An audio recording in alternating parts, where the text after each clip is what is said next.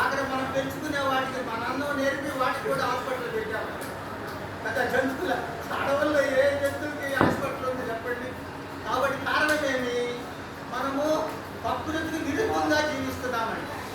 కారణం అది.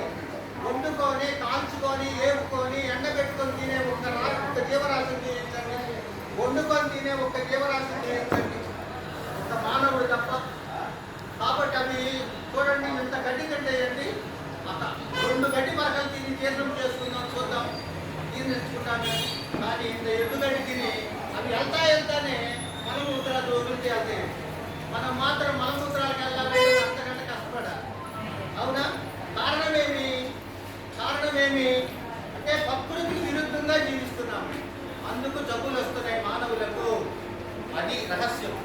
అందుకనే ఊరా మస్తానరావు గారు నేను యోగ శిక్షణ ఇచ్చినప్పుడు 20 సంవత్సరాల క్రితమే ఆయన మమ్మల్ని ఎంతో ఎంకరేజ్ చేసి మన వాసవి మార్కెట్లో ఎన్నో యోగ శిక్షణలు ఇచ్చామండి. ఇచ్చిన తర్వాత వాళ్ళు కూడా వారి భార్యాభర్తలు ఇద్దరు కూడా యోగ శిక్షణలు మా దగ్గర పొంది తర్వాత ఎంతో చైతన్యంగా మీరు మాకంటే ఎక్కువగా ఏదైనా చెప్పాలంటే మాకంటే ఎక్కువగా ఈ ఆధ్యాత్మిక సేవా తత్పరతో ఈ సృష్టిలో 2 రెక్కలు ఉన్నాయండి మోక్షానికి పోవడానికి. మీరు ఏ మతంలో ఉన్నామండి? ప్రేమ, సేవ, ఈ 2ేనండి. Love all, serve all. ఆఖరికి తల్లిదండ్రులకు ప్రేమను పంచలేము, తోటి మానవులకు, అన్నదమ్ములకు, అక్క చెల్లెలకు, తోపుట్టవులకు సేవ చేయలేము. ఆఖరికి ఒక భర్త అహంకారం భార్యకు సేవ చేయలేడు, ఒక భార్య భర్తకు సేవ చేయలేదు. కానీ పెద్ద సేవా తత్పరంతో వారి పోస్టులు వేసుకుంటారండి. అవునా కదా? ఇంట్లో మాత్రం అంత పుట్టినప్పుడు తల్లిదండ్రులకు అంత సేవ చేయలేరు కదా.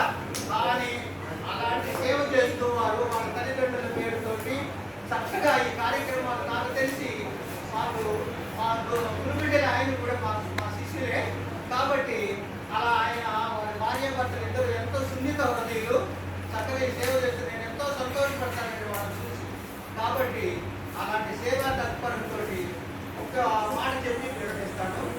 ఒకసారి ఒక గ్రామంలో ఒక స్వామీజీ శిక్ష తీసుకుంటూ గ్రామంలోకి వచ్చాడు.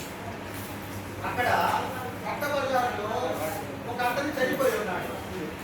అతను ఆ గ్రామంలో అన్నదాన శిబిరాలు ఏర్పాటు చేసి దేవాలయాల్లో, హాస్పిటల్లో ప్రతి ఒక్కరికి అంతా కమలం పెడుతూ ప్రేమను పంచుతూ ఉండేవాడు. ఉన్న డబ్బులతోటి చక్కగా సేవ చేసుకునేవాడు. అతను చనిపోయాడు.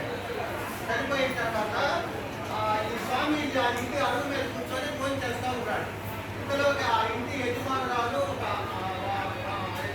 కుమార్తె 12 సంవత్సరాల అమ్మాయి. వాళ్ళిద్దరు మాట్లాడుకుంటుంటే ఈయన విన్నాడు.